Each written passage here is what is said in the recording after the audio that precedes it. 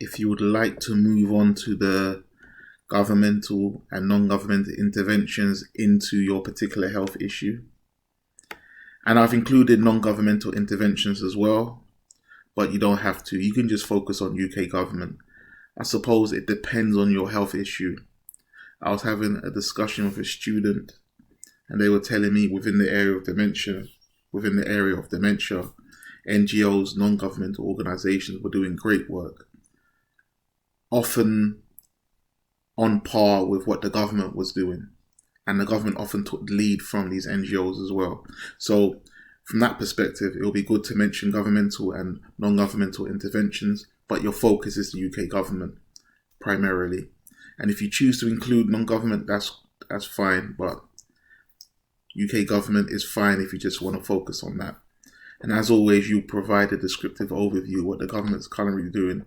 The government's doing this, it has this particular policy, this particular scheme, a very descriptive, apparent overview of what's happening. And then this is followed once again by the analysis, describe, then analyze, describe, then critique. And this section is where most students do very well because it's very easy to find out if an intervention is doing well or if it's not doing well. And this is where you can get your critical marks, your analytical marks start to come in when you start to evaluate if the particular government interventions are doing well or not. And also ethical issues. Are there any ethical issues with the government intervening into the lives of private citizens? Or are there any ethical issues with the intervention itself, with the idea of the intervention, with how it's implemented? Always try to sneak in some type of ethical issue, ethical tension, ethical conflict in this regard with all of the sections, but particularly within this section, I feel this would be one of the easiest. And once again, there are a number of questions here, and it's up to you. Maybe you can answer one or two. Maybe you have some yourself. If you feel you can go through this and answer one or two, and that's fine. Any theory that comes to mind, any theory underlying the interventions, what can explain the success or failure of government interventions? Okay, so you said they were successful. Why? You said they were a failure. Why? As I said, the analytical side, the critical side is the why. We've already discussed the what when you gave the descriptive overview here. Now we want to know the why. And I've got two examples here of how students approached it. Once again, very good examples. Not perfect, but they're good examples. So all of this stuff as well.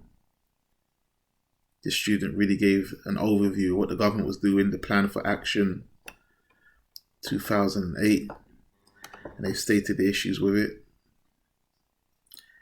And moving on, so we've left the government and non-government interventions. The section before your conclusion is the significant issues section. Did any particular issues stand out during your reading of the multiple journals, books, articles, and so forth? Did any particular issues stand out? Did you have problem finding information? If so, why? Why is there not much information available? This is critical thinking once again. On the other hand, if there's an abundance of information, why is there so much information available? Why is there so much information on childhood obesity? Try to put forward some reasons why. Is there any theory or research in another area that can help your area? Perhaps your focus is on childhood obesity, but in the area of adult obesity, you see a number of initiatives that could be applied within childhood obesity. You can briefly mention this as well. So any significant issues that stand out. And I've here two very good examples of this. The first of which looks at the fact that the experiences of BME women in UK in regards to breast cancer screening is not particularly great, and they provide reasons why, and they really point out the fact that it's needed in this area. So throughout their literature review, they found out there's general studies and studies about other populations, but BME women in particular, there's very few studies in that area. So they've seen this as a significant issue. Moving on to the conclusion. Summarize the chapter. Summary can be in 1 or 2 sentences. Really summarize the chapter. Also, a fundamental question: what did the literature review reveal? I have 2 examples here that you can use from students' work. And is there a central issue? You've been through this journey of looking at all of this literature. Is there a central issue here? This particular article was about childhood obesity. And while they said that the factors are important, they found that the central issue is poverty. Poverty, all roads lead to poverty here. Poverty fed into a number of different issues within this particular study.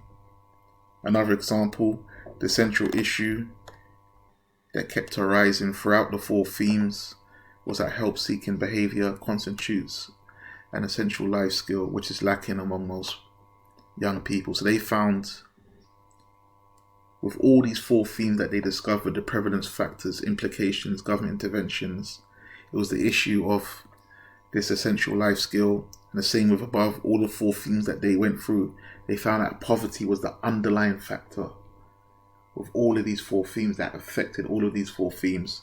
So they really just distilled it to the most important central issue, and they've looked at that. And lastly, ending this conclusion paragraph, is further research needed. And be very specific when you say further research is needed in this particular area, and explain why as well. So within this conclusion, there are 4 parts. You will summarize the chapter. You'll discuss what the literature review revealed. You'll look at the central issue. Is further research needed? Okay, and the 5th part, you will take the reader to the next chapter. So something like this, these findings from the review of the literature will inform the recommendations in the next chapter. You set up the next chapter in a sentence or so. So this will constitute the conclusion. Any questions or comments, please write it in the comment section. I'll get back to you in a day or so. And the next part, the last part, we'll put forward some general writing tips of how to write your literature review.